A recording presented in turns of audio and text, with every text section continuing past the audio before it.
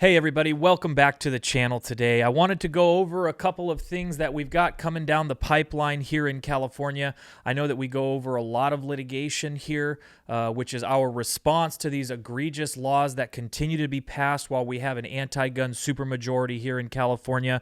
But I wanted to switch over today to a couple of really troubling bills that we have seen come down the pike already. And the first one here is Senate Bill 2. So if you remember Senate Bill 918 from last year, that was the bill that did not get passed thanks to a couple of groups who were very proactively lobbying against it in Sacramento while they were trying to push it through with a couple of additional clauses. That was CRPA and Gun Owners of California. I know our lobbyist, Rick Travis, was up there into the waning hours of the night to make sure that it didn't pass, and thank goodness it didn't. But it is back this year in the form of Senate Bill 2. If you didn't know, you can go and check out the full text online. You can just type into Google, California Senate Bill 2. Essentially what this bill does, though, is it creates more difficulties for people to get CCWs. And even if you get those CCWs, it creates a lot of restraints in where you can carry, even if you have a permit. I thought it was pretty interesting. We were talking with Costas here not too long ago, who was actually saying that we had some lawsuits because there were a couple of states that did end up passing these laws that flew directly in the face of the Bruin decision. I mean, you had the decision from Bruin that basically came down and said you couldn't create sensitive places, as large as the city of Manhattan.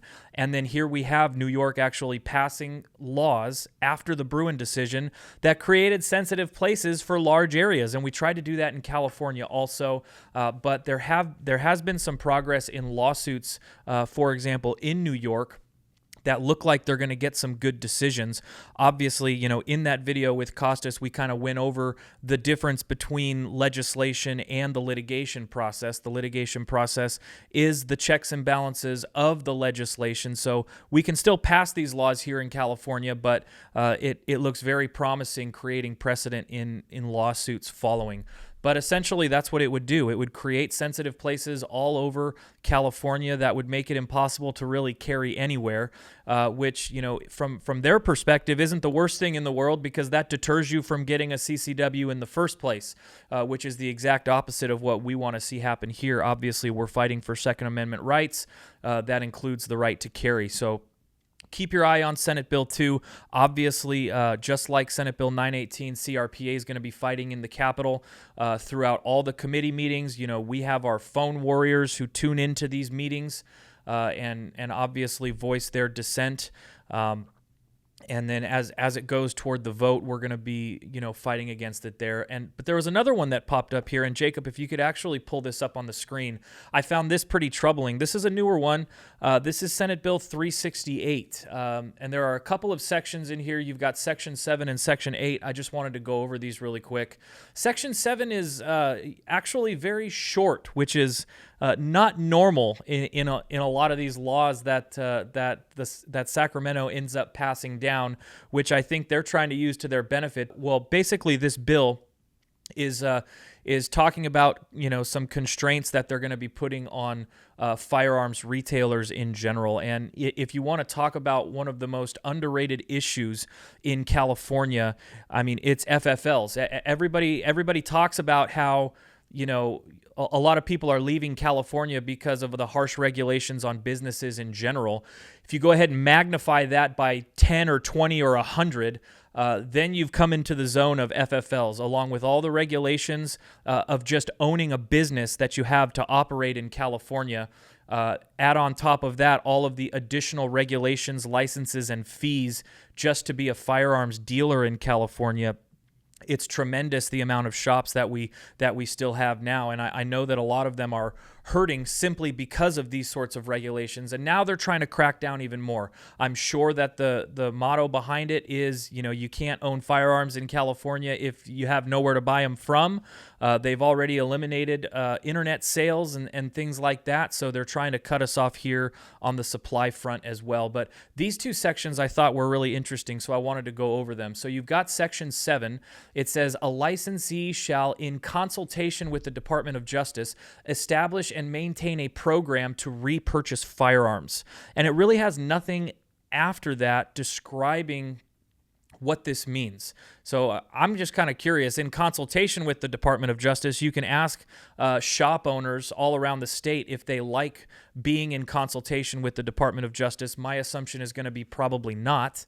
But to establish and maintain a program to repurchase firearms, that sounds like a gun buyback program to me. And it sounds like they're trying to make each individual FFL its own buyback center, which is going to have to be in consultation with the Department of Justice. When it comes to these audits and these officers coming into these stores, obviously it hinders their opportunity to sell more firearms.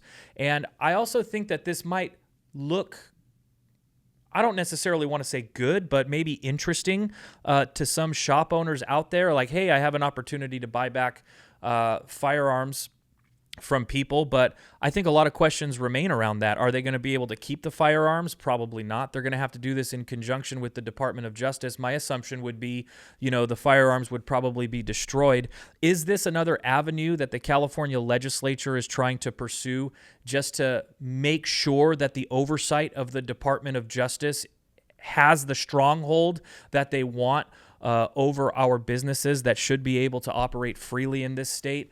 I think that this is a little bit concerning, and obviously implementation is different than what happens on writing, but the way that this is written and the fact that there's not a whole lot to follow it is seriously concerning to me. And obviously, being at the position that I am here at CRPA, this next section is extremely concerning to me. You got Section 8 to be added to the penal code. It says, a licensee shall not offer an opportunity to win an item of inventory in a game dominated by chance. Translation, FFLs are not allowed to offer any of their inventory towards raffles. And if this is a new concept to you, I can tell you it's not a new concept to the community.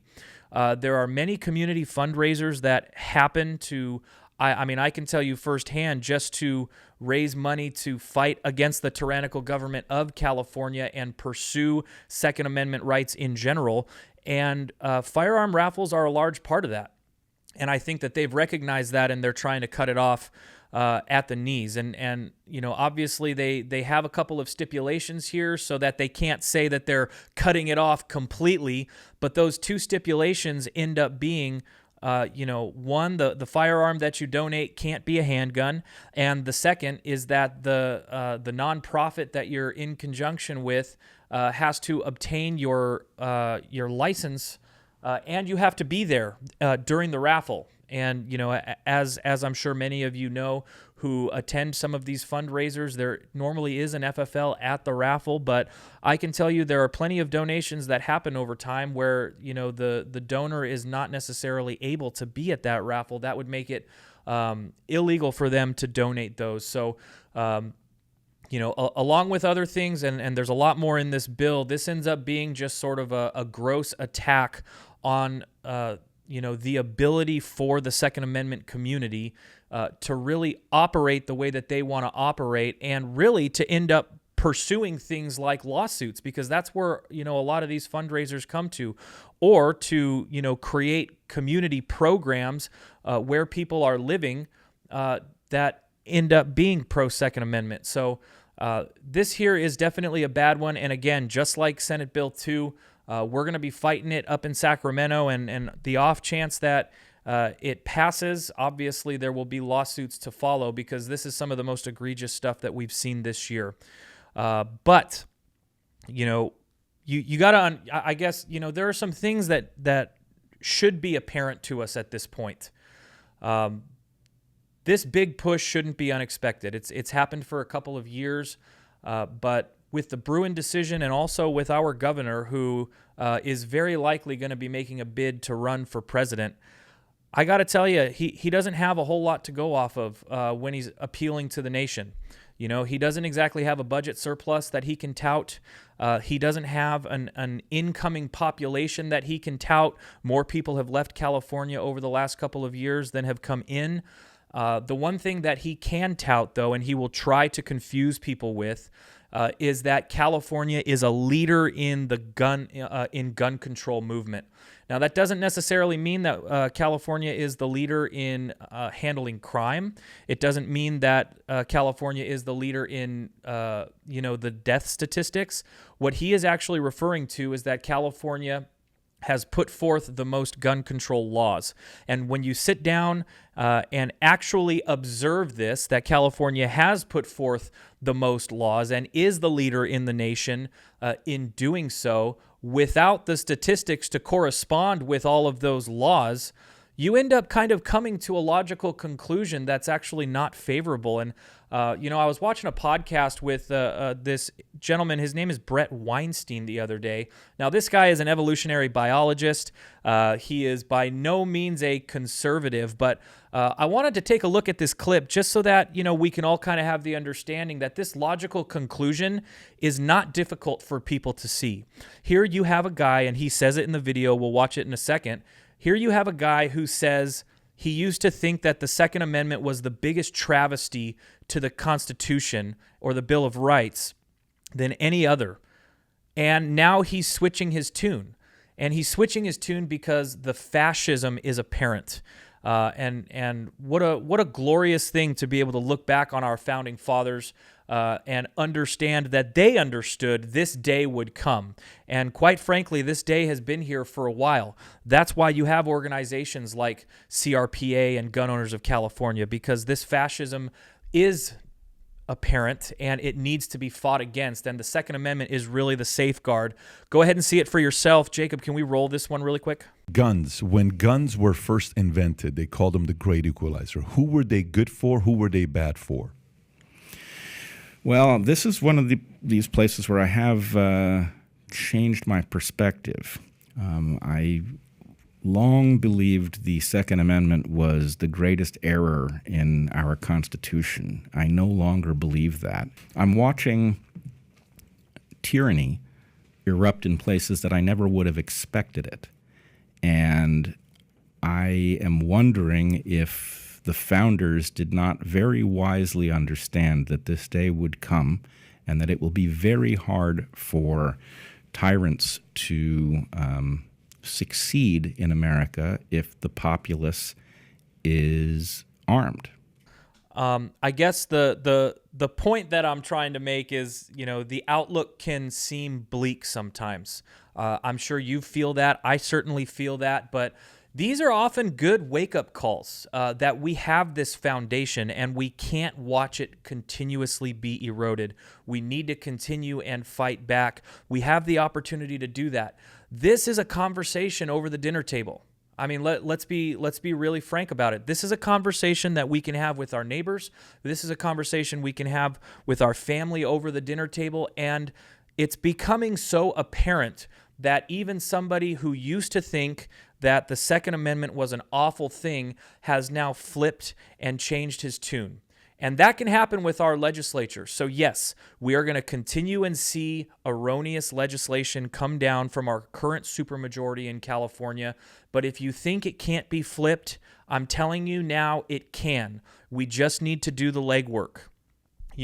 Ballot harvesting is a big deal in California, and it's worked for a while. We can work to overturn these tables, and we've got to do it at the ground level. CRPA is certainly doing it at the ground level, and we're going to be reaching out to as many people as possible, as many politicians as possible, to ensure that Second Amendment rights are at the top of the people's priority when they go to the ballot box in 2024. But hey, if you like this content, if you like this message, please feel free and subscribe to this channel. We're on the road to 10,000 subscribers, and we're getting there pretty quick. You can also leave a like and a share. Go ahead and comment on this video if you ever thought Brett Weinstein was going to change his tune on this. Thanks again, guys, and we'll see you on the next one.